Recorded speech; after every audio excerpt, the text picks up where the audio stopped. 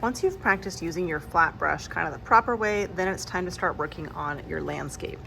We're going to make our landscape on two separate papers. So the first paper we paint, we're going to create a tint or a lighter version of the color that you've selected. And this is going to be our sky. So it should be a little bit darker at the top of our paper, and as it comes to the bottom, it should be getting lighter. Remember that we create tints by adding white. Make sure that your name is on the back of your paper before you start, because once you start painting, your paper is going to get really wet. To begin, you are going to take just your plain color, no white, no black, and you're going to get lots of paint on that brush, and you're going to start at the top of your paper using that paintbrush like a broom to sweep that color onto your paper. You want to make sure that you go all the way off your edges. That is why you have a messy mat. And notice again, I'm pulling and then kind of flipping and pulling back the other way. If your brush gets dry and scratchy, go ahead and get some more paint on your paintbrush. You don't want giant blobs, so make sure that if you have a big blob of paint on your paper, that you take your brush and pull those blobs down kind of nice and flat. And you want to make sure that you get all of these white spots now, because if you try to come back and get them at the end, your paint's probably going to be a different color because you're going to do some mixing. All right. I would say paint maybe a fourth to a third of your paper with kind of just that plain color that you have picked.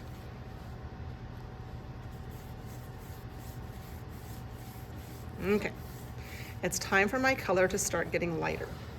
I have taken away your water, so I still have some of my color in my brush, and that's fine. I'm gonna kind of dip into white, get kind of a nice big scoop, and I'm gonna start to paint. This white is gonna pull some of the color out of my brush, and I can kind of move it up and down, back and forth, and it will start to blend into my sky color. If I run out, I get more white. And I'm gonna keep on kind of blending this white. It's gonna keep on pulling some of that color from my brush until I kind of start reaching the bottom of my paper. You do not need to paint the entire paper because we are gonna end up having like our mountains and our cityscape be at the bottom. So I'm gonna keep on going, maybe until I have about a fourth of my paper left, and then I can stop.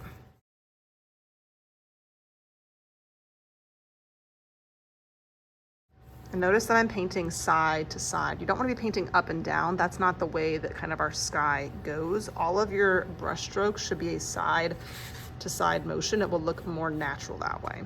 And mine are slightly curved.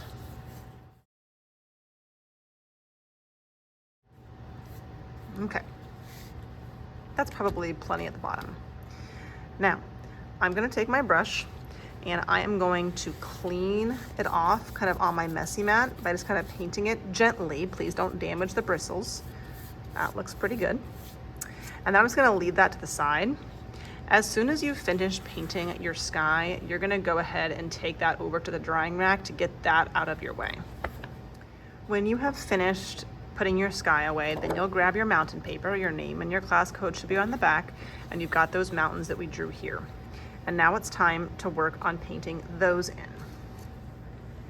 For our mountains, you're gonna start by dipping your brush into the black paint. You kind of cleaned off some of the paint on your messy mat. And now we don't want flat strokes, we want a really thin stroke. So I'm gonna hold my brush kind of vertical, and I'm gonna take my black and just trace over kind of this mountain line with my black. If it looks scratchy, just get some more black. It should only be on the tip of your brush.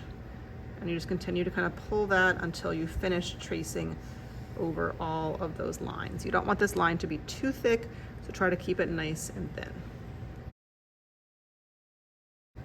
Okay. Now, I don't want too much black on my brush because black is, again, a pretty strong color. So I'm gonna take that and kind of just clean it off on my messy mat. My brush is still kind of dirty. It's got some blue, it's got some black. That's not a big deal. Now I'm gonna take my white again. Notice they are not all mixed up. They're kind of in their own little petals. And I'm gonna start near the black and pull down. And as I do that, it might pull a little bit of the black from the outline in to make a little bit of gray, which is nice. And I'm gonna paint kind of each mountain in with this white. And if it gets a little bit of black or gray in there, that's a good thing. It's creating value, it's creating some different interesting shades. Some kids even notice that as they're painting, it might actually pull some of your sky color into your artwork, and that's fine too. So I'm kind of just pulling down, and I also don't necessarily want to over mix my colors. I like kind of seeing these strokes of gray and white. I don't want to just totally mix it into just kind of one solid color of gray. I'm just going to keep on adding in a little bit of white until I get the whole thing kind of finished. I'll do the same thing up here, so I'm getting just plain white, starting really close to my black and kind of pulling away. It's getting some of that black in there, and that's okay. If you think it looks like a little bit too much, you can always clean it off on your messy mat and get some more white.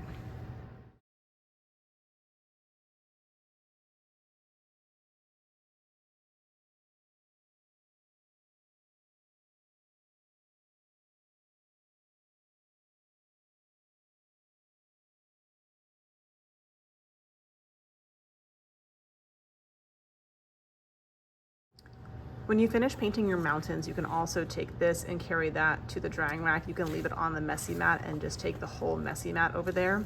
There will be a cup of water in the sink for you to drop your brushes off to, and you can bring your plates to the back counter.